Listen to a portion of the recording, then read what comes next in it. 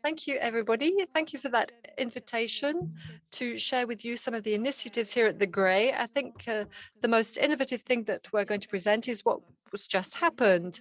In other words, the networking of young professionals, thanks to young professionals and this real meeting that creates so much enthusiasm and desire. So very quickly, in terms of innovative tools, I'm going to talk to you about further training. The innovative tool I have the impression it's actually the Graie organization. Since its creation, it's been walking on three legs. So the research program, the co-building of the research program, practitioners and scientists in order to produce knowledge in line with the needs of practitioners. So there's the technical group that bringing together technicians, authorities, institutional partners, and sometimes some scientists to exchange their ideas, their experience, and to build recommendations, technical data sheets, methodology documents, observatories. They also produce knowledge that's based on operational practices. And then the third leg is to bring all of this together and in other words, bring together knowledge, diffuse knowledge, and make sure that people work together and listen to each other and they learn from each other. So here you have a generic term, circulation, dissemination, it's great, it's like fireworks, but what's left afterwards? So how do we transfer knowledge? How do we pass on skills? And it's also appropriation and changes to practices. So this is, it's about working together. It's not just about disseminating information. It's about getting practices to evolve. So this representation, so it's the three legs of the Graie, it really does reflect what we've been trying to set up for a long, long time. And we actually apply it to the three areas where we work. So management of urban rainwater. There's the observatory in the urban area with all of the scientists making it up, and the area concerned is the metropolitan area of Lyon.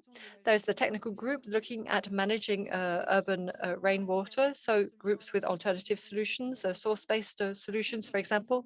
There's a group on the definition, the transmission of the knowledge and competences in this field. And then there's another group on self-monitoring of sanitation networks, sewerage networks with a focus on metrology and knowledge of these systems. And based on this scientific management, this technical management, we disseminate information differently. So, and now we're going to move towards further training. So with respect to this theme, self-monitoring sewage networks, the idea is to increase people's skills when it comes to metrology and monitoring. But the idea is also to capitalize on the results of research as quickly as possible as part of the OTHU. So we've got some training on different areas, so on stormwater drains, on calculating uncertainties and taking them into account in the interpretation of data. And we also have training on practices for calibrating sensors. These are very short training courses. They last 1 or 2 days. It's the scientists who come and manage them, run them. We also have startups who come along, and we're talking about 10 or 12 trainees who come along with their issue.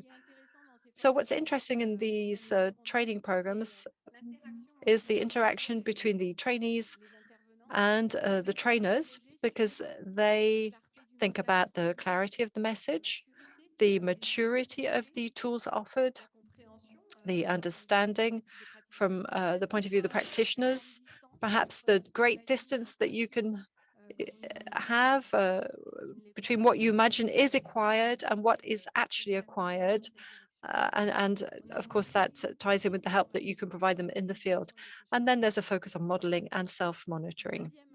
So I can perhaps speed up. I can't remember how much time I've got left. So the second training, further training area concerns the integrated management of urban rainwater in cities. So the idea is to get everybody, all of the actors involved. So this is what Christian was saying.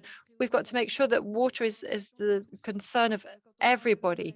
When we talk about water in cities, it has to be something that is very visible. It is people involved in development, in urban planning, who have to be in charge of the way water is managed in their area, with the help of water specialists who also have a role to play, of course.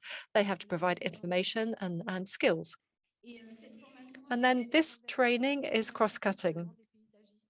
So we have landscape artists, design offices, authorities, sometimes institutional partners who are also involved. The expectations are very different, and then the research results are provided because it's important to convince people about the characterization of rainwater, and the efficiency of the solutions for managing the problems.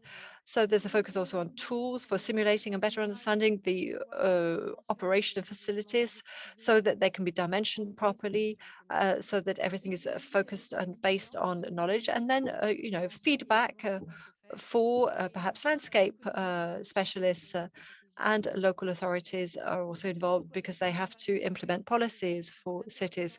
So we've got people who are involved from very different backgrounds. The public is also quite diverse, and we allow each person to move forward into the future with the right information. So now I'm going to talk about diagnostics and monitoring of water environments and pressure. So this is a subject where we're not working alone and looking at the link between practitioners, research, and companies, but the idea is to work with the Rhône-Auvergne River Association and other actors bringing together water practitioners. So it's with them that we're working with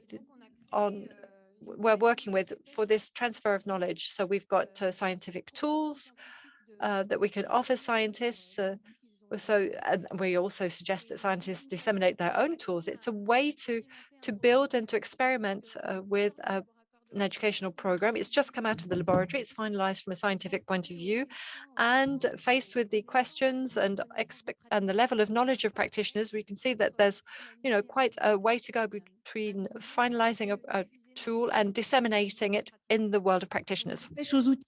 So we go fishing for tools. We do this within the framework of the ZAB or the Rhone Basin, with the support of other associations. They all had a session dedicated to them. It was quite heavy in terms of pedagogy teaching. It's a real body of work. It's a real body of work. And then we think that probably we could now certainly extend this training offering, because we get about 10 each time. So innovation, vocational training, I believe in that, participation of scientists and diffusion of research results. I think it's most interesting because we build something together. It's an additional step in the dissemination and participation of water management in territories. And this is why we wanted to explain this specific detail, this plan of action.